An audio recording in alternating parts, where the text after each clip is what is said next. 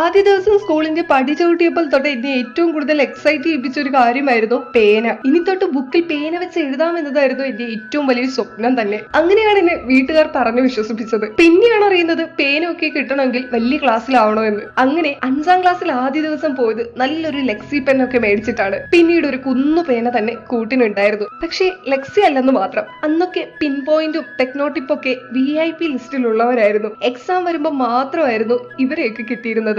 അതും റീഫിലർ മാറ്റിയിട്ട് ഒരു ബോഡിയും ഒരു സെറ്റ് റീഫിലറും കൊണ്ട് ഒരു വർഷം ഉപയോഗിക്കുമായിരുന്നു. ആ സമയത്താണ് മുഴുവൻ സ്റ്റുഡൻസിന്റെയും ഇടയിൽ ട്രെൻഡായി മാറിയ പല കളറുള്ള ബോഡിയോട് കൂടിയ പേന ഇറങ്ങുന്നത്. സംഭവം റീഫിലർ മാറ്റാൻ പറ്റില്ലെങ്കിലും 3 രൂപ പേനയ്ക്ക് വലിയ ഫാൻസ് ആയിരുന്നു. അതുവരെ ടെക്നോട്ടിപ്പും ലെക്സിയും പിൻ പോയിന്റും ഭരിച്ചുകൊണ്ടിരുന്ന പിള്ളേർക്കിടയിൽ ഇവൻ ആളൊരു തരംഗം സൃഷ്ടിച്ചു. ഇവന്റെ ഡ്യൂപ്ലിക്കേറ്റ് കുറെയൊക്കെ വന്നുപോയി, അതും 2 രൂപ 50 പൈസയ്ക്ക് വരെ. പക്ഷെ എന്നിട്ടും 3 രൂപ പേന തേടിയാണ് കടയിൽ ചെല്ലുന്നത്. കാരണം ഈ പേന പിടിച്ച് എഴുതുമ്പോൾ കിട്ടുന്ന ഒരു കംഫർട്ട് ഉണ്ട്. പക്ഷെ ഇന്നും എക്സാംസ് വരുമ്പോൾ ചെറുതായി ഇവനെ അങ്ങ് തേച്ച് പിൻ പോയിന്റിലേക്ക് തന്നെ പോകാറുമുണ്ട്.